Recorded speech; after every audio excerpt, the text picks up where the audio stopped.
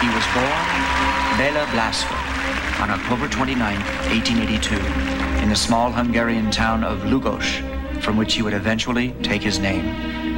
As a young actor, he performed in roles as diverse as Shakespeare's Romeo and Jesus Christ. He started a Hungarian theatrical group in New York, where a producer offered him an off-Broadway role, not realizing at first that Bela couldn't speak English. He learned his lines phonetically and received excellent notices for his passionate performance. Now Bela hoped to become a romantic star in America. But his menacing performance in his first Hollywood film, The Silent Command, foreshadowed the typecasting that would plague his career. A career that came to a turning point when he met this man, Horace Liverite. Liverite was producing a British stage thriller about a Transylvanian count who lived on the blood of his victims. At the suggestion of a friend, Liverite hired Lugosi to play the title role, Dracula.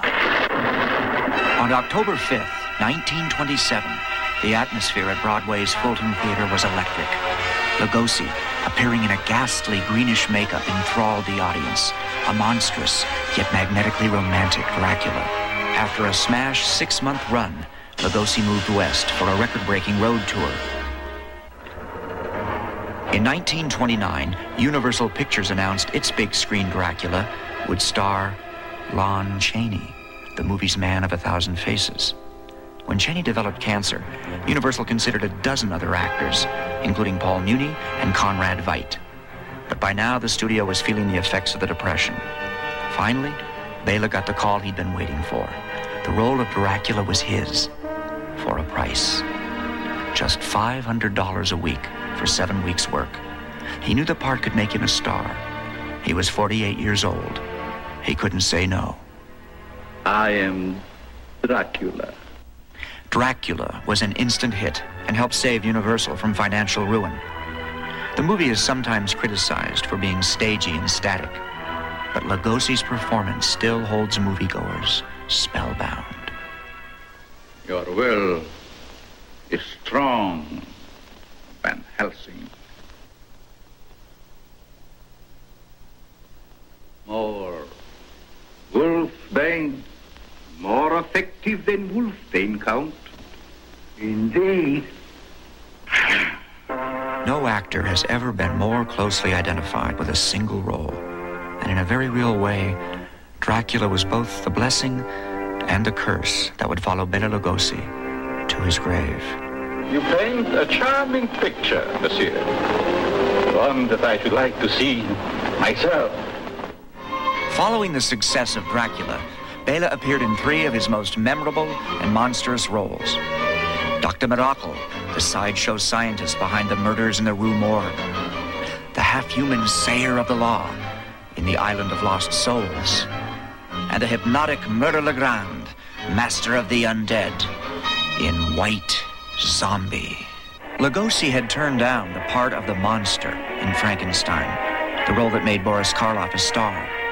But in 1934, Universal teamed the diabolical duo in The Black Cat, the first of 6 films in which they co-starred. Films that included The Raven, The Invisible Ray, Black Friday, The Body Snatcher, and Son of Frankenstein. They die dead. I die live. Igor is considered by many to be Lugosi's finest movie performance. Hey!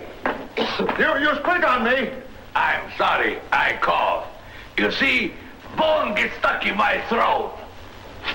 Bela returned as Igor in The Ghost of Frankenstein, and ultimately appeared as the monster in Frankenstein Meets the Wolfman. But by the late 40s, Lugosi was hopelessly typecast in Poverty Row horror spoofs.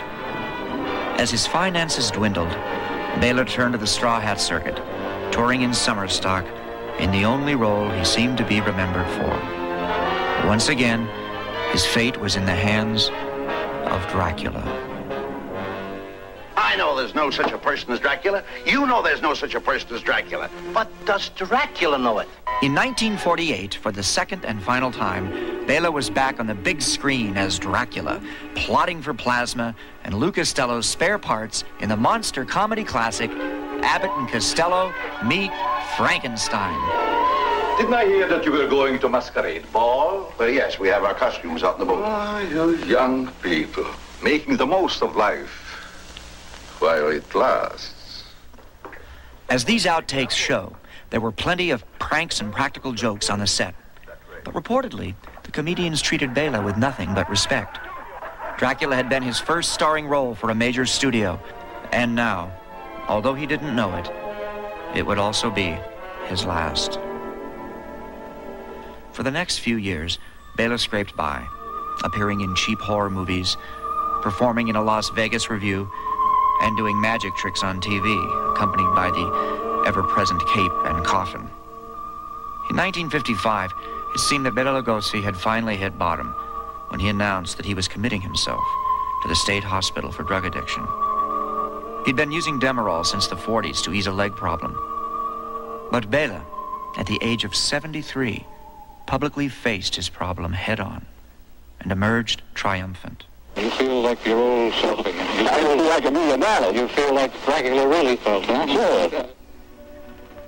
On August 11th, 1956, Bela Lugosi died quietly at home, reading a script for a movie he would have starred in called The Final Curtain.